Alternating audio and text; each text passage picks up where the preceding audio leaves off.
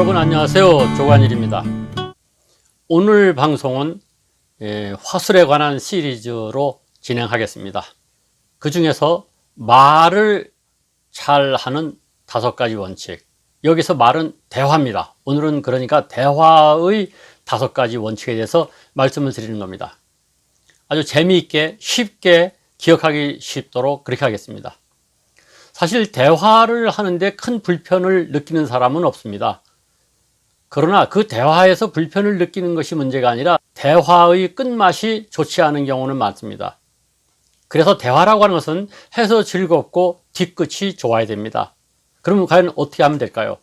화술에 관한 책, 대화에 관한 책이 많고도 많습니다만 거기에 나와 있는 요령을 다 터득한다고 해서 막상 대화할 때 그 중에 어떤 것이 기억에 나겠습니까? 책을 아무리 많이 읽어도요, 막상 대화의 장에 나갔을 때 기억나는 것은 별로 없습니다. 그래서 그 책 여러 권을 압축해서 제가 오늘 이 방송에서 최초로 공개하는 요령입니다. 아주 외우기 쉽습니다. 부장 모실 때, 부장 모실 때입니다. 부장을 모실 때 어떻게 하냐고요? 그렇게 기억하셔도 좋고요. 어쨌든 부장 모실 때 이 5가지만 알고 계시면은 대화의 달인이 되실 겁니다. 첫째, 부정적으로 말하지 말라는 거죠. 사람들하고 대화를 나눠보면요, 꼭 말꼬리를 잡고 그건 아닌데 택도 없는 소리 하지 마라, 이렇게 부정적인 말을 하는 사람이 있습니다. 그런 사람하고 대화를 하면요, 대화 끝나고 뒤끝이 좋지 않습니다. 다시 만나기 싫습니다. 자꾸 토를 달고 부정적으로 말하는 사람 누가 좋아하겠습니까? 따라서 대화의 첫 번째 원칙은 부정적으로 말하지 말라는 겁니다. 다음은 장이죠. 장구 쳐라. 무슨 장구입니까? 맞장구지요. 장단을 맞춰주라는 겁니다. 맞장구 치라는 거죠. 좀 상대방이 얘기하면요, 맞는데, 좋아, 옳소, 이렇게 맞장구를 쳐주라는 얘기 많이 들으셨죠? 그런데 사람들이 장구 쳐라, 맞장구를 쳐줘라, 이런 얘기입니다. 다음은 세 번째, 모입니다. 좀 모자란 듯이 말하라는 겁니다. 모자란 듯이 말하라는 것은 뭐냐? 우선 시간상으로 좀 모자라게 말하세요. 말하고 싶은 게 많더라도 내용적으로도 좀 적게 말하세요. 모자란 듯이 말하세요. 그리고 중요한 세 번째 모자라는 것은 뭐냐? 잘난 체 하지 말라는 겁니다. 오히려 성공담보다는 실패담이 상대방의 호감을 끕니다. 우리가 대화에서 안 좋은 것은 잘난 척하고 넘치게 말하고 길게 말하는 것이죠.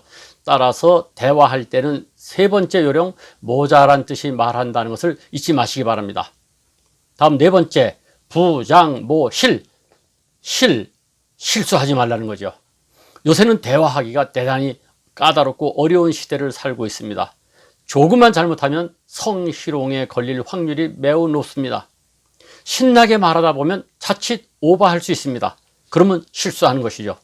요새는 말을 잘 하느냐가 중요한 게 아니고 어떻게 하면 실수를 하지 않느냐가 더 중요합니다. 이것은 강의에서도 마찬가지고 대화에서도 마찬가지입니다.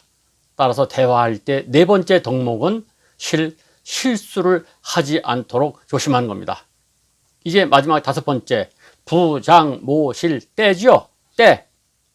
때와 장소를 가리라는 겁니다. 우리가 흔히 TPO라는 말을 쓰죠. 타임, P는 플레이스, 장소, O는 오케이션, 경우. 즉 TPO라고 하는 것이 상황을 의미하는 말인데 때와 장소라는 게 바로 그거죠. 이 세상에 예외 없는 원칙은 없습니다.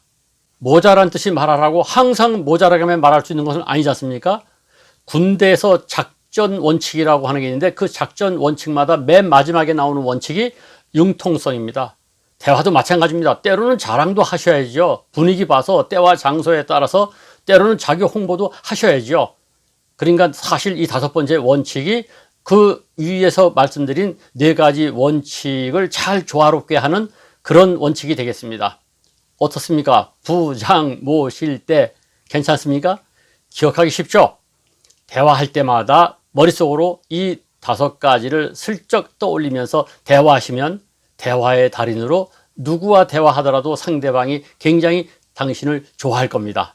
부장 모실 때 기억하시기 바랍니다.